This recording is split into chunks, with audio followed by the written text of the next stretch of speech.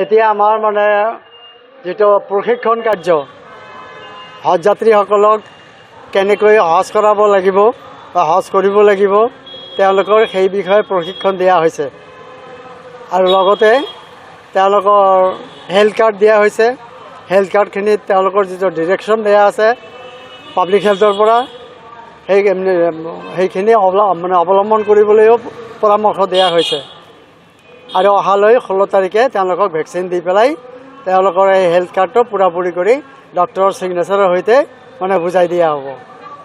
আৰু আমাৰ 130 জন হজ যাত্ৰী আছে হজ কৰাৰ কাৰণে।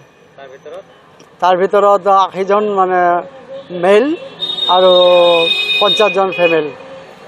মানে অহা 21 তাৰিখৰ পৰা জুনৰ 22 তাৰিখলৈকে ফ্লাইট আৰম্ভ হ'ব। ইয়াৰ ভিতৰতে সবে প্ৰস্তুতি ল'ব আৰু যাব। যাৰ যেতিয়া ফ্লাইট শিডিউল পৰিব সেই হিচাপে তেওঁলোকে গৈ থাকিব। এইটো আচলতে আমাৰ এইখিনি মানে ষ্টেট হজ কমিটিৰ পৰামৰ্শক্ৰমে তেওঁলোকৰ নিৰ্দেশক্ৰমে আমি জিলা হজ কমিটিয়ে এটা পালন কৰি আছোঁ।